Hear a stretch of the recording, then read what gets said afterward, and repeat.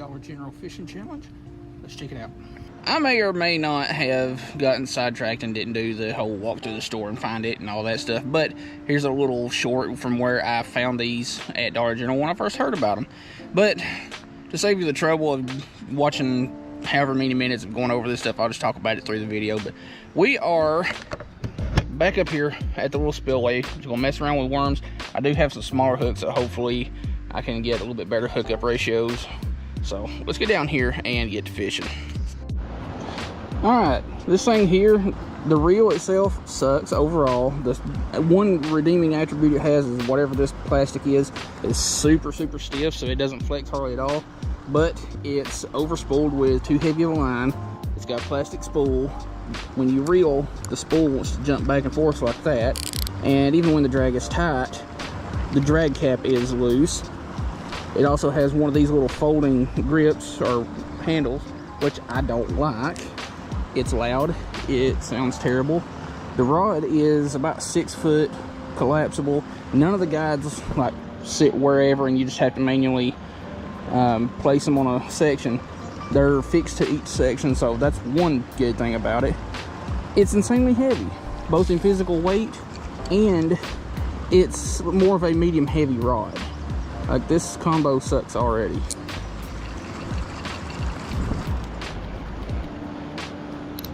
And this line is pretty much made of pure memory, but a little $15 kit, it's really what you get for 15 bucks. Well, I've got a couple of bites so far, and it is surprisingly sensitive for it being a literal broom handle. But this line is so big for this reel and this rod, like, it casts terribly. It's got probably 12 or 15 pound line, which should be 6 or 8. All right, first fish on. Feels terrible with this rod, but got us a little bluegill. Nothing special. Well, unless, oh, didn't mean to rehook you. So, got our picture, we get it back.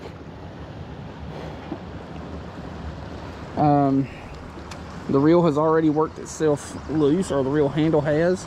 This line is absolutely terrible because every time I pull it up out of the water to recast, it's looped around the end of the rod. This is just a bad setup. Another fish.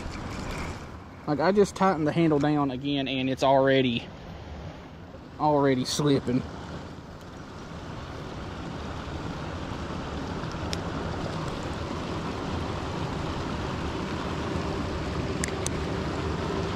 Alright, there's that. We're not going to fish very long. We're only going to stay here for about an hour 20 minutes at most. And I also did bring another rod with me in case I get fed up with this thing, which I'm already there. Look, this is a bad setup. Now, if you're somebody that don't fish a lot, or you're somebody that just wants something cheap to just throw in the back of the truck or whatever, so that you can just have something and don't have to worry about it getting beat up, it would be a decent setup. But I like nicer setups, so this will not be in my regular rotation as far as rods and reels go. But we're up to 3 fish so far, and a bunch of y'all are saying I need to get longer shank hooks. I went to Walmart this morning, got some longer shank hooks, so I'm not gut hooking them as bad. But this setup is just bad. On top of it just sucking in general, the reel, when you want to reel it, or the spool wants to bounce back and forth like that. This thing where you can fold it is loose and wants to wobble the entire time you reel. It's just not a good setup.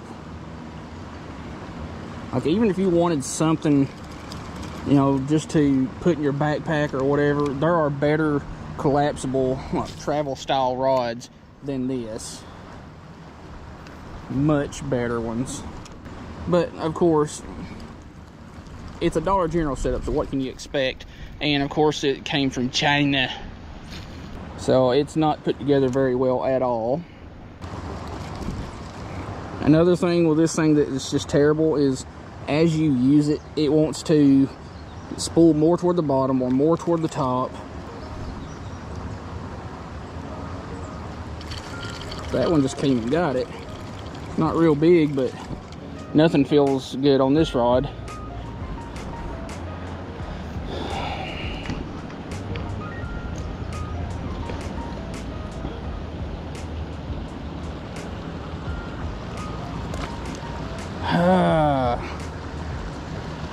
Yeah, I did bring another rod with me, so we're going to give this thing a couple of more casts and probably call it quits for this rod.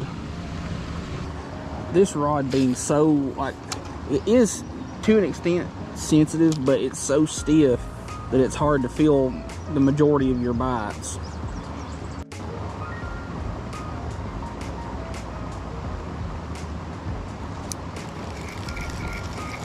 Finally.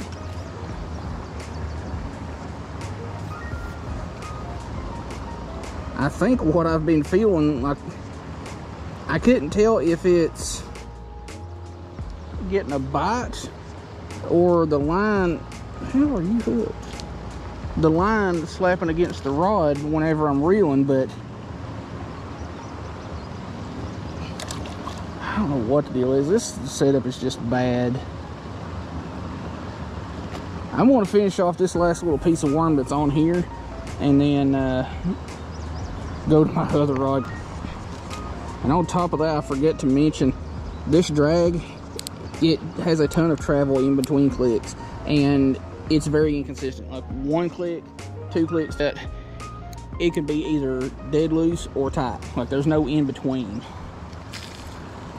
Well, that is the end of that. I'm done with this rod and reel. I want to go on to something that's usable. Oh, this thing is just garbage. Would I say this is worse than the rod and reel combo that I did a couple of videos on from Walmart? That's the worst rod and reel whatever combo at Walmart. It's a trout magnet deal, which was a fake trout magnet setup. I'm gonna say it's tied. It's pretty bad. So we're going a good portion of money up in quality. Stratic 1000, 6-cent stash stick. I can actually feel bites with this one, and it casts halfway decent.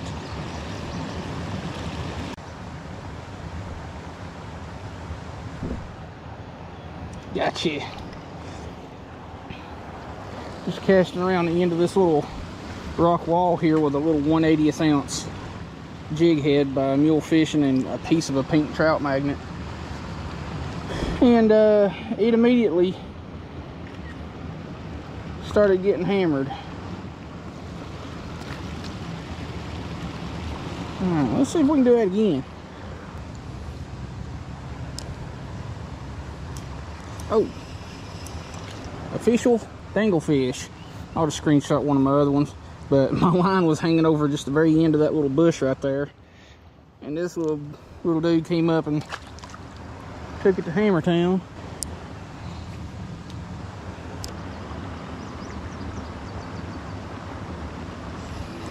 There we go, little bitty dude.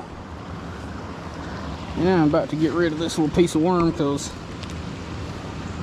it is not doing me very much good at all.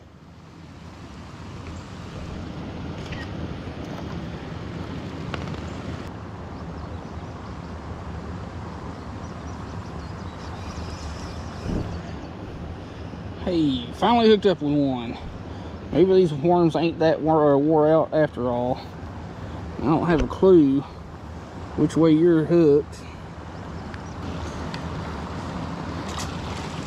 Now that one just choked it down before I even realized it was on, so yeah, you get to retie again. Anyway, might as well go over the little kit that comes with this little rod and reel thing from Dollar General. The hooks are decent quality hooks. They are needle sharp. Like, they are really good stout hooks. You know, whether or not they'll hold that point, I don't know, but they are really, really sharp hooks. The downside is they come with these plastics, which are fairly stiff, and these curly tails, as you can tell, the hook is almost bigger than the curly tail. It also comes with some of these little purple claws. The hook is also almost bigger than the claws, so the plastics that come with it are more or less useless.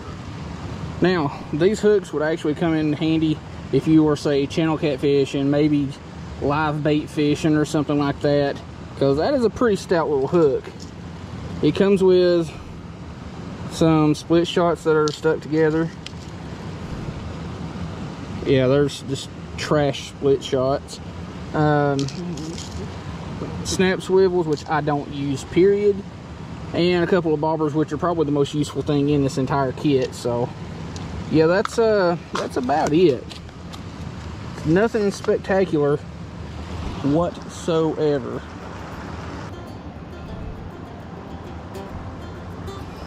There we go. That didn't take very long at all. Probably the biggest one of the day. I don't know what I did with the split shots that I brought with me, so I took one of them that was in the kit and just clamped it down onto the hook itself, so don't have to worry about it coming off or losing it. But yeah, I really wish I had just got some size 8s instead of the 6s, because I'm still getting short struck by a bunch of these fish. And there goes my worm. Oh, that one feels pretty nice. And this is a medium light rod, so it's a little bit stiff for bluegill anyway, but ain't too bad. We will definitely take it. I may or may not have found where the slightly bigger bluegill are. It appears that they're just about halfway between here and that little branch, or not little, that whole tree that's hanging over down yonder.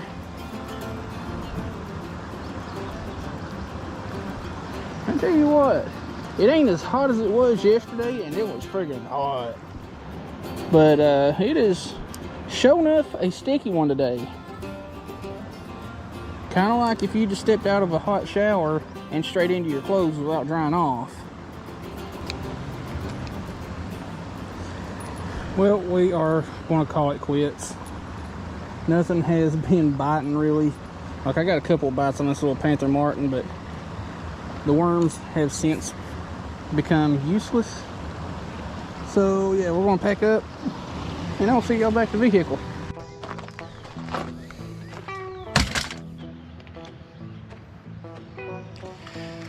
Alright, well, didn't catch a whole heck of a lot and nothing was any real size, but I really just wanted to get a feel for this rod and reel combo thing from Dollar General before making a straight up opinion on it. And it's bad. It's, if you can't tell already, it's just bad. First thing we'll look at is this little screw off cap on the butt section here. Absolutely useless because the rod comes down to the very end right there, so you can't put anything in it. Very short butt section, so it's very tip heavy, on top of just being very heavy in general. But this rod, like I said, it's very heavy, like physical weight, and it's a very tip heavy rod when you're holding it, and the action or the power of it is very close to like a medium heavy, if not a heavy. This thing is a freaking broomstick. It's a telescopic rod, which has its plus sides and its downsides. If you just want something that's compact, and you know, you can put it in the backpack or in your console or something like that, it has its advantages.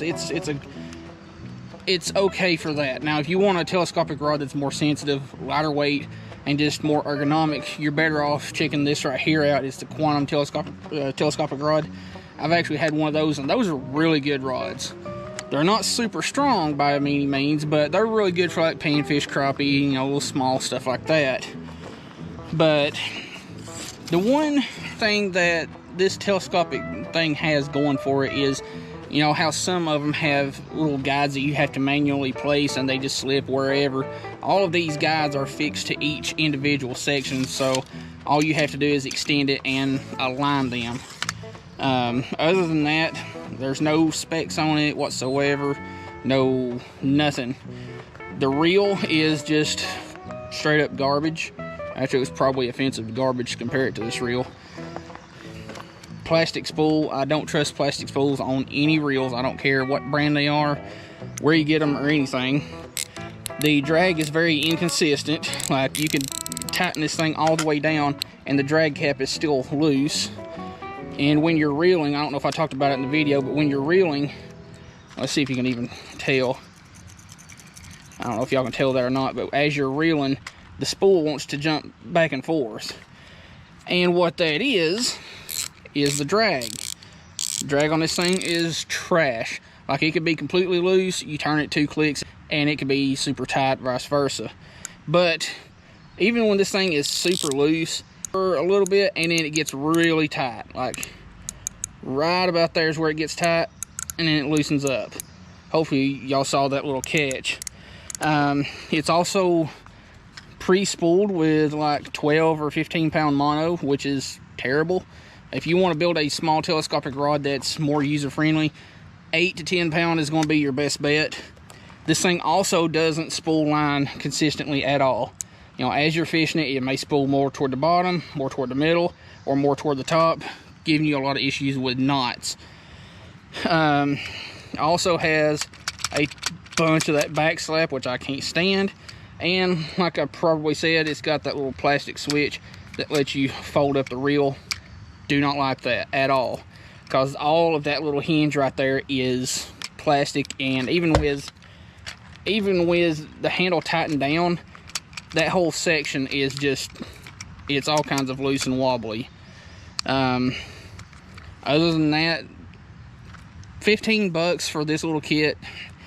You're getting what you pay for, and really hot garbage is what you're getting. Now, in saying that, you can bet that I am going to go to some store and spend a maximum of 15 bucks and build, more or less, a better rod and reel combo kit with a couple of lures and stuff like that. That's just going to be higher quality and just more user-friendly. And it probably won't be a telescopic rod, because not a lot of places sell telescopic rods in stores anymore. But if you ever come across one of these things in a Dollar General, avoid it.